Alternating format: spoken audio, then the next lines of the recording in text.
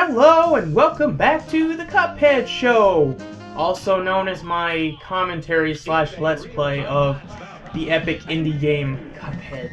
With a lovely graphical style, I might add. I can't gush about it enough.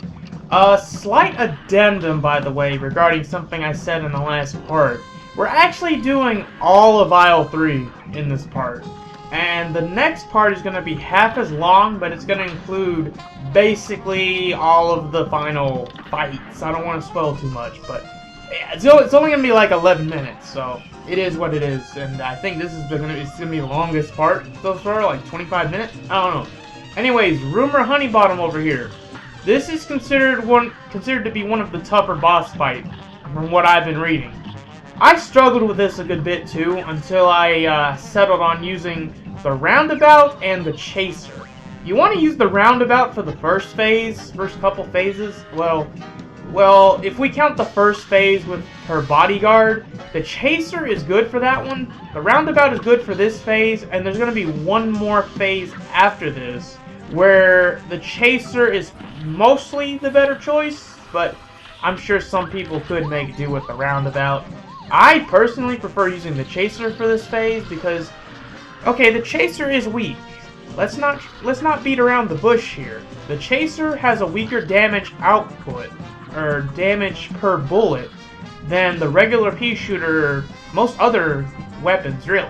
But the wonderful thing about the chaser is that it has a pretty good damage per second going for it. Because since the chaser homes in on the enemy, and you can keep holding down the fire button while you're moving around, yeah, that adds up. And you can be doing damage to the boss while you're moving around. Normally, if you were using something else, you probably wouldn't be able to do that. So, I find that for certain bosses, the chaser is definitely the way to go. And Rumor Honeybottom is definitely one of those, at least for the first and third phase. The second phase, you could use the chaser, but I think if you use the roundabout, you'll get through it just a little bit quicker. Besides, you can use 2 weapons per boss fight, so why not have a backup, am I right?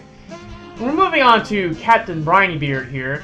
Fun fact, you're going to be fighting against the pirate dude that looks like Bluto from Popeye, and his ship as well.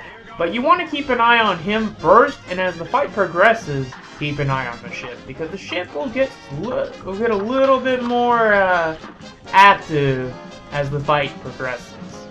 I find the chaser works pretty good for this fight as well. I remember experimenting a lot with weapons for this fight. I also like this fight quite a bit more than Honeybottom. It's not quite as difficult, I find, but it can still be a challenge.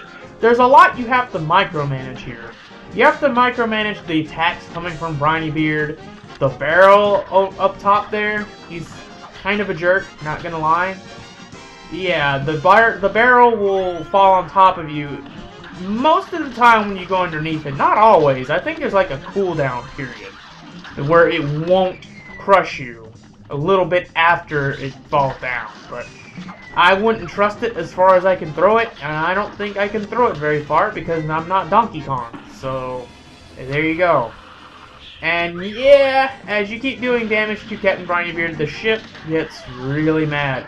Taking on more of a narwhal kind of shape, honestly. For those that don't know, a narwhal is a whale with a horn, basically.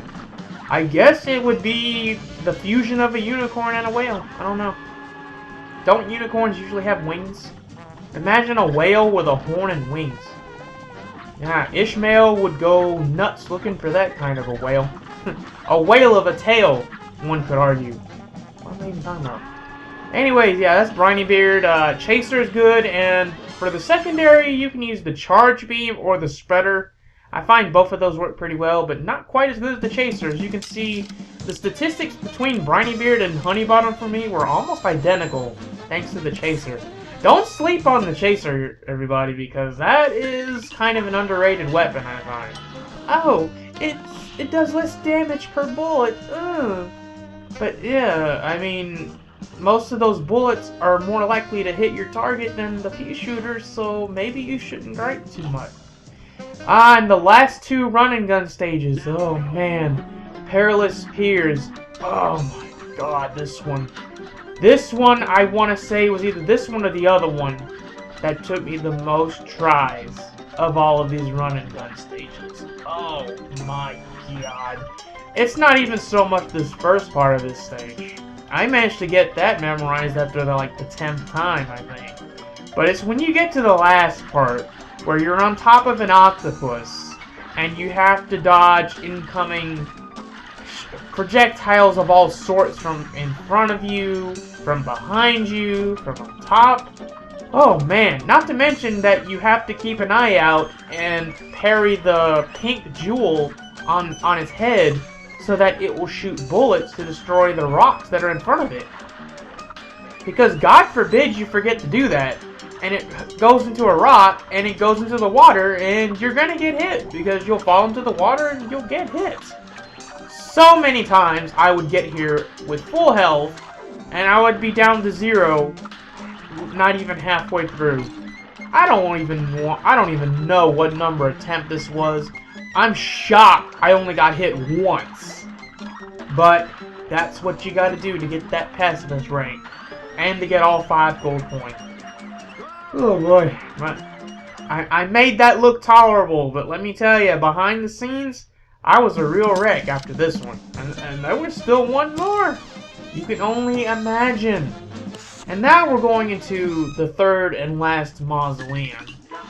And it's at this point that I actually do remember now what the second super art was. I didn't get to talk about it in the last part because I literally forgot it existed, but I actually just remembered that it's a power that makes your character invincible for 3 seconds.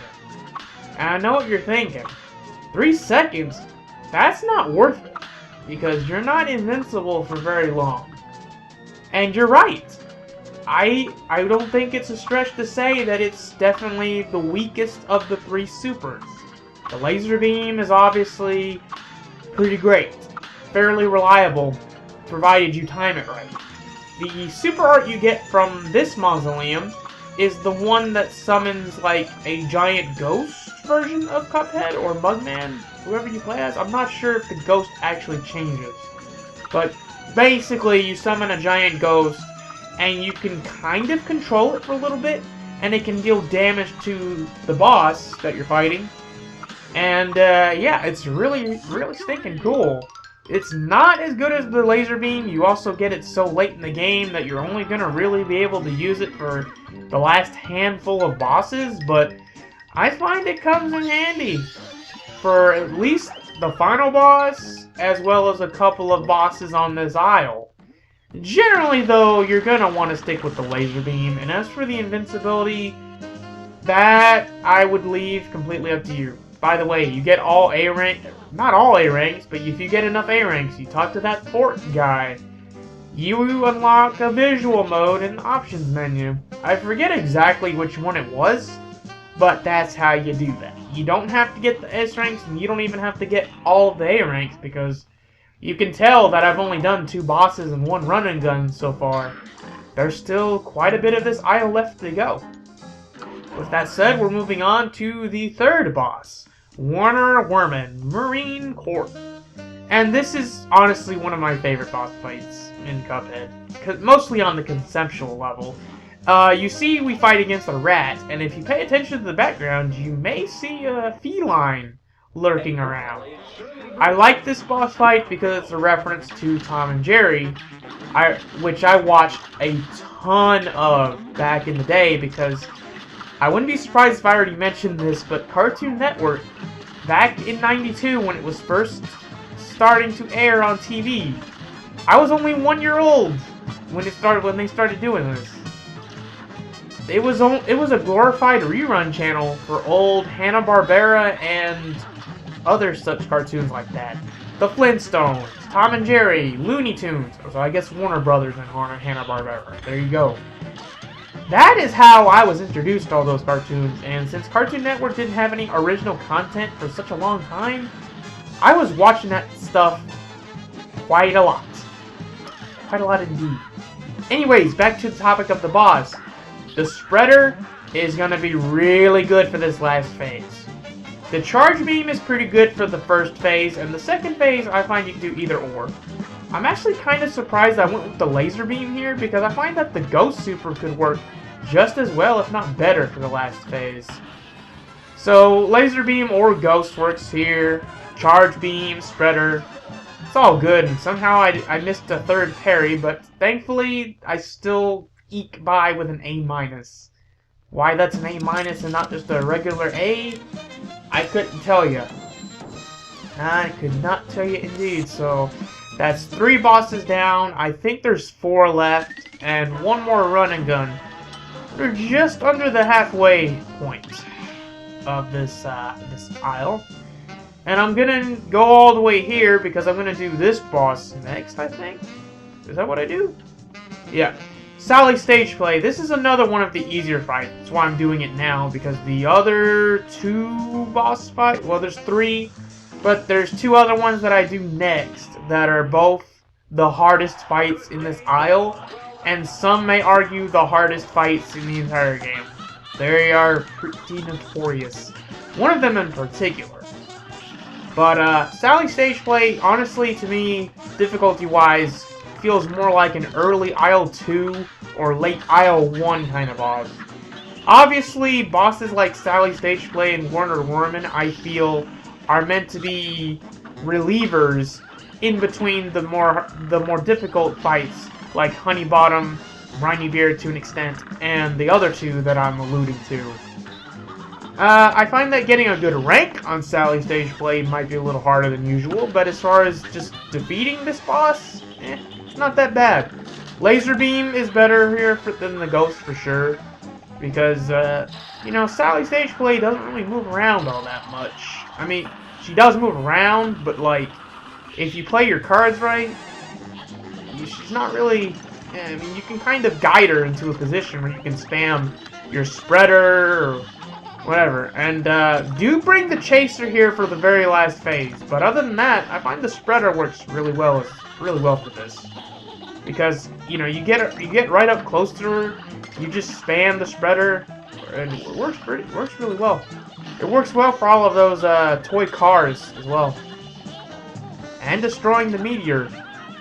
Because you're going to want to do that to be able to parry over the tidal wave. If you try to do a smoke bomb dash through it, I think you may just barely be able to do it. But I personally wouldn't risk it, especially since I already got hit once. Which is already kind of shameful, because like I said, this boss is kind of easy for Aisle 3.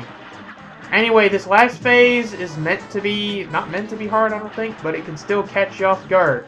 Watch out for falling roses, mind the symbol, and do use the chaser if you want the best damage output.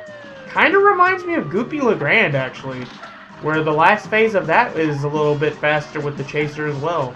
And the spreader as the main weapon works really well for Goopy as well. That said, as you can see, I took a little bit long, and I just barely... I know that A- was just barely skirting that. I just know. Oh, man. So, by defeating Sally stage play, you actually unlock the path to the final area, but, I mean, you gotta get all the soul contracts. So, oh yeah, and I switched over to Mugman at some point. I don't know when. But yeah, I'm trying to do both characters as evenly as possible for Aisle 3, since I did Mugman for all of Aisle 2 and Cuphead for all of Aisle 1.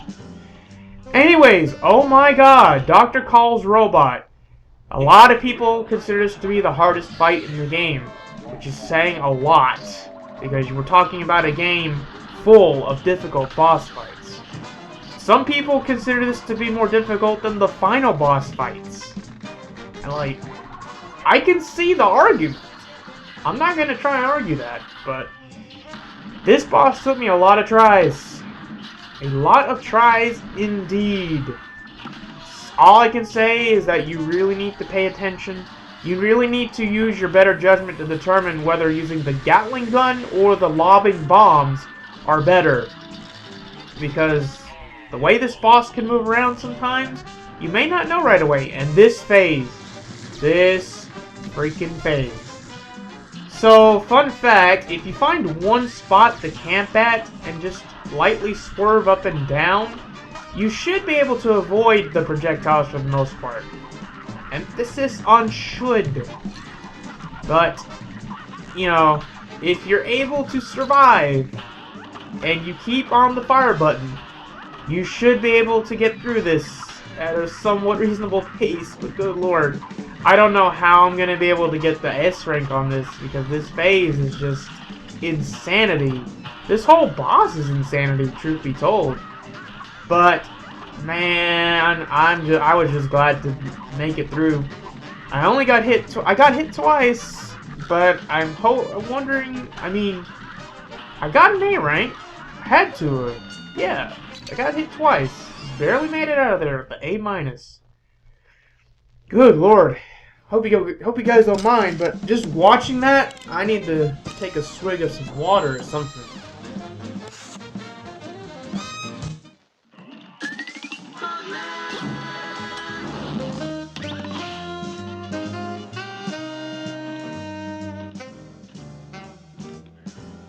Alright, well, I feel a little better after that. Anyway, this is the last running gun stage. This one took me a lot of tries, just like with Perilous Piers. I would consider this to be the second hardest. This one, to me, is not as difficult as Perilous Piers, and that's because there isn't really one area of this level that I consider to be as tough as that last phase on Perilous Piers with the octopus. I find that this stage is more consistently difficult throughout the entirety of it, rather than the majority of the difficulty being on the back end. Getting some of the gold coins is a little tricky as well. One of them in particular, I think it was on the stage where one of the gold coins is hidden in between one of these arches here. And if you're wondering how to get past the walls without killing them, there you go. You got a parry on the face, and yeah, the gold coin was right there, which kind of looks like a bell, sort of.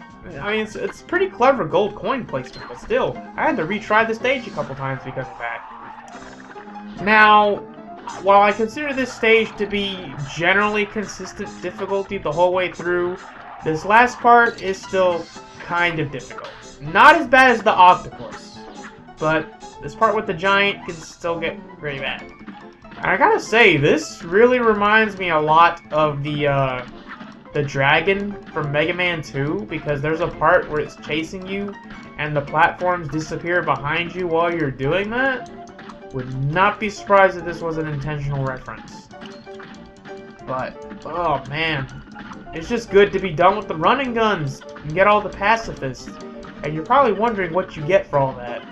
Well, there's this turtle that I think we saw earlier, or was shown earlier, but we didn't talk to. I'm pretty sure we're gonna go talk to the turtle now, and the turtle will give you a reward for getting all 6 P ranks. You pacifist going through the entire stage without killing any enemies. You can get hit yourself as much as necessary.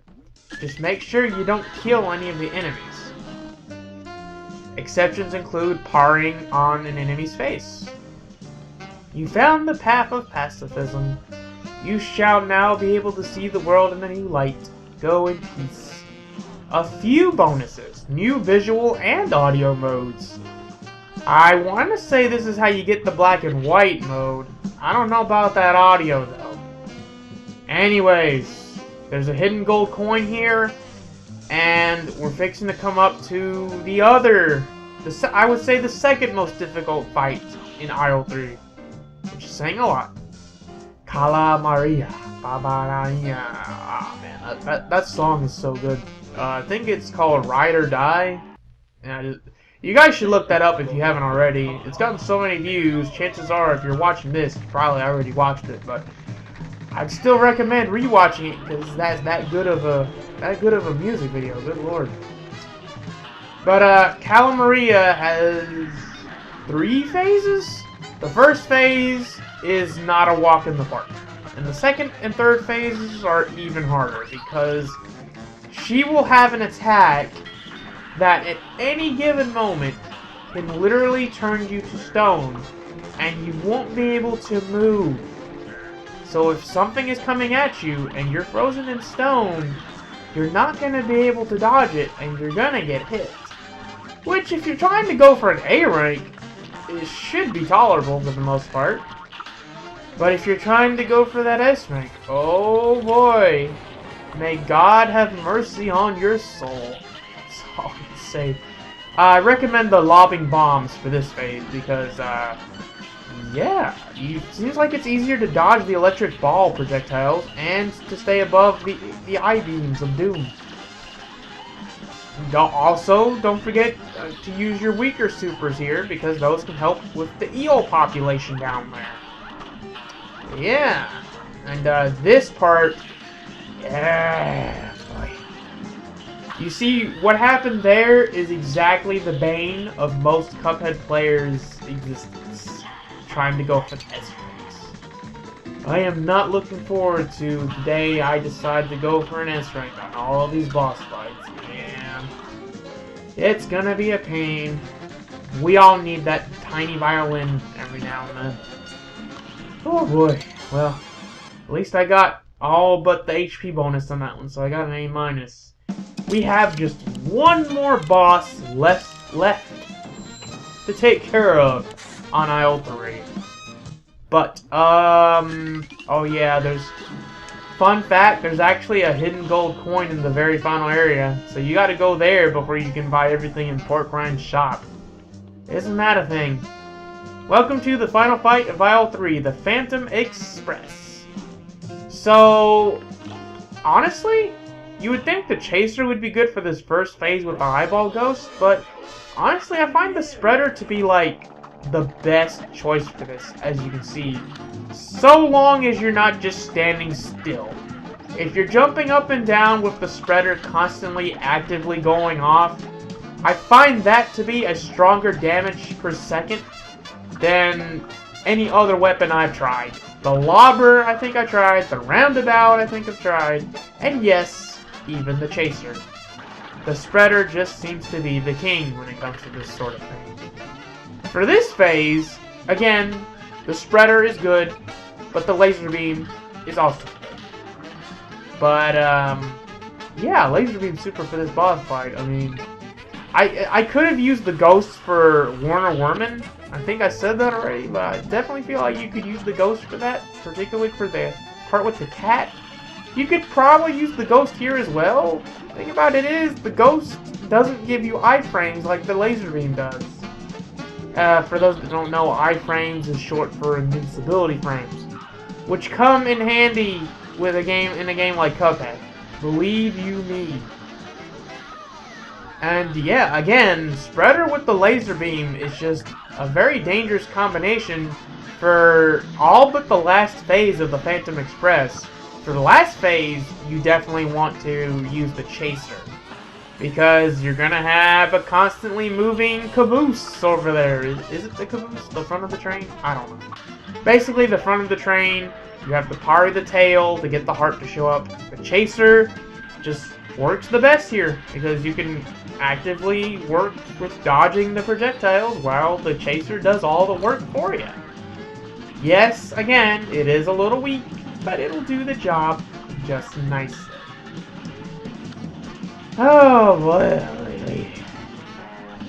Anyways, that's every boss and every run and gun stage in Aisle 3 and then some. Oh, just a regular A rank, no minus on that one. Very nice. So we're gonna get a sneak peek at the final area, which is called Inkwell Hell. Oh boy, they really went all in on that one. But I'm leaving this in because I need to show off where this hidden gold coin is. And now we're gonna be able to go back to Porkrind's and buy out all this stuff. This ends my commentary. Next time, we finish off the game. Take care of yourselves, guys, and hopefully you'll have found all the gold coins and you can buy all of the items in Porkrind's store. It will help you out tremendously. See you then.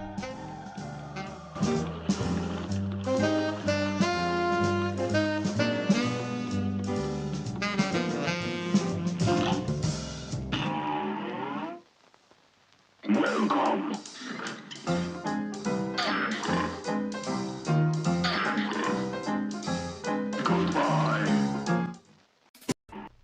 Welcome back to Cuphead, and it's the finale, the last two boss fights. Why two? Because we gotta deal with King Dice before we deal with the devil. Well, looky here, you actually pulled it off, but you've made me lose a bet, and for that you ain't seeing the boss just yet. We're gonna play a little game first. It's the basic. Oh man. So King Dice's gimmick is that you have to hit the dice, and whatever number you get is the number you land on for the most part. Basically how many spaces you move on the little board. You're not going to leave this without at least fighting 3 mini-bosses before you fight King Dice himself. What I show off here are, in my opinion, the easiest boss fights. If you want to see me do all of the boss fights though, I would suggest looking up my no commentary long play, which is actually the same playthrough as this one, but without the commentary, and again, I do show off all of the King Dice fights. But for this commentary, for the sake of the pacing, and it could explain why this part is only half as long as the other ones, I decided to omit doing any of the other fights. Just showing off the bare minimum so you can defeat King Dice ASAP and get to the final boss fight with the devil. But yeah, number 2 was Chips, I believe was the name of that boss, and we're coming up to number 4, which is the fight against Dominoes. I forget the name of these? I forget the name of this boss fight, but yeah, Domino. Like the top part is it's like a couple basically. The top part is a dude and the bottom part is a girl. It's kind of silly, kind of funny, you know. All of the bosses are themed after stuff that are either you associate with a casino or are directly related to casinos. Dominoes is a game that, you know, chips are what you use in certain games like poker and whatnot. And there's like a boss fight where you fight against a cigar. I wish I was making this up, but I'm not. Yeah, there you go. For the record though, to get the best rank, I want to say all of the stats carry through all these fights. So if you get hit 3 times before you get the King Dice, or by the time you defeat King Dice, the statistics will persist through all of these fights. So yeah, you're gonna have to do a perfect run or a near perfect run to get an A rank. Bare minimum 4 fights. That can be pretty rough. This boss fight for some reason is called Mangosteen. Kind of a weird name for a floating 8-ball with an interesting looking facial animation pattern there. But I kind of dig this design. I'm not gonna lie, it's different. This is based on billiards or pool, a game that I've dabbled with a bit in the past. It's pretty fun. Can be kind of difficult to align yourself perfectly with the stick and the balls, however. But I have won my fair share of games. I've also lost my fair share of games. It's a pretty fun game. I highly recommend it, among other things. As far as what weapon to use for this fight, I got hit twice, so the chaser might be better or the spreader might be better. I'm honestly not too sure. But as I said, bare minimum, you have to do 3 bosses before you get the King Dice himself. The maximum number you can roll on the dice is 3. So, yeah. You can also land on the green safe spaces if you want a bit of a breather, but there's no way around it. You're gonna have to fight at least 3 bosses before you fight King Dice. Thankfully, King Dice is fairly simplistic.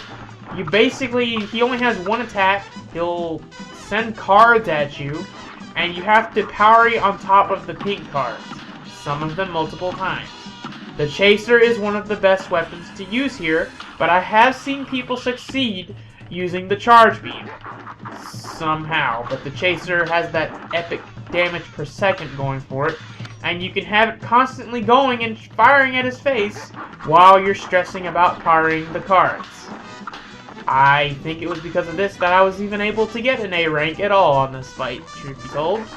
it wasn't for that chaser, I would definitely be up a creek without a paddle.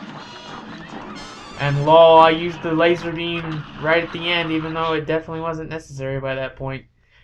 Since this does involve fighting multiple bosses and whatnot, the time limit requirement is obviously going to be a bit higher than 2 minutes. Could you imagine otherwise?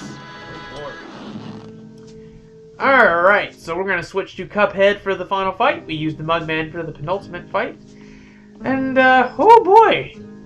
This is a final boss fight, alright? I wind up going with Super Art 3, the Ghost, and the Charge Beam. And going back to the Smoke Bomb. I guess I had the Pari Sugar before for King Dice, because that's a good one to use to be able to time yourself a lot better. But before we fight the final boss, I will be showing off what happens if you decide to hand over the soul contracts. You would think everything would be hunky-dory, right? Well, not exactly. Not exactly. And something else interesting happens if you decide to go this route. If you go back to the title screen.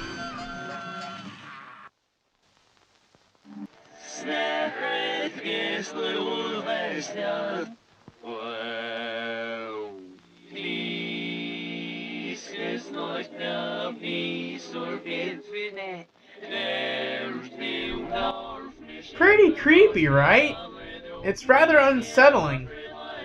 But, yeah, I kind of left that in just for the heck of it. Or for the hell of it, I should say. Yeah, just really wanted to show off as much of this game as possible without overdoing it, I guess. That's why I cut out so many deaths. But, you know, I can go back to the final boss fight in a minute. Kind of lingering on this a little bit too long. I think everybody gets the point. Anyways, proper boss fight now. Well, well, well, look how far you've come. I see you've got my soul contracts as agreed. Hand them over and join my team. Welching on me just like all the others, eh? I'll teach you for backing out of a deal. Have at you! Oh my god, this boss fight. Hey, it's the final boss fight, so if it's difficult, I'm not gonna gripe about it. I do recommend the Charge Beam, though. That has worked out the best for me as the primary weapon. For the secondary, I am pretty sure I used the Spreader, which I do recommend. There's gonna be 3 phases for the devil here. This first phase, it can be pretty tough, but if you pay attention, you should be alright for the most part. There's this part where, this is attack where he turns into a dragon. Crouch underneath the parts where his body swerves upwards. When he turns into a goat, you want to time your jump to be at the very last minute to dodge. But after enough damage is dealt, he will escape his skin and head to the bottom, where we fight the head directly, and this is why I use the ghost, because the ghost constantly hits on his head. Can I just say, this is a really epic how they handled all this. You fight him directly on his throne, and then he heads deeper into hell and becomes this gigantic head. And the way the music changes up, oh man, it's so good. Actually, I think this is technically 4 phases because, yeah, you deal enough damage, the platforms drop down. I mean, I kind of still consider this to be more like 3 phases, but I can see the argument for why some would consider this to be 4 phases, but... Anyways, the ghost is still the super you want to use for this fight, I feel. The laser beam could be good too, but eh.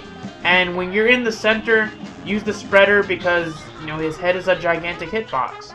This last phase where he's crying can be kind of annoying, but if you time your jumps around the flaming chips well enough, you'll be good. And that's Cuphead, everybody! I hope you enjoyed this commentary of mine. It was really fun to do this. I really enjoy this game, and I hope everybody else can feel the vibes off of that. So I'm gonna leave you all to enjoy the ending in peace, and see you next time for another commentary you may decide to watch. I actually don't... Well, you could also watch something where it's not just me talking over game. You could watch you know, me and my friend play Smash Brothers or Mario Kart or something. But I will leave that up to you, and I really have somewhere else I need to be. But the Cuphead, recommend getting this. I got it on Switch because I don't have an Xbox One, but it's on Xbox One and PC. This thing is only 20 bucks, and it's worth every single cent. I love this game. If this ever gets a physical release, I need to support this. This is an amazing game. Alright, everybody, take care, and see you all in another commentary, or Let's Play, whatever you want to call it. Until then.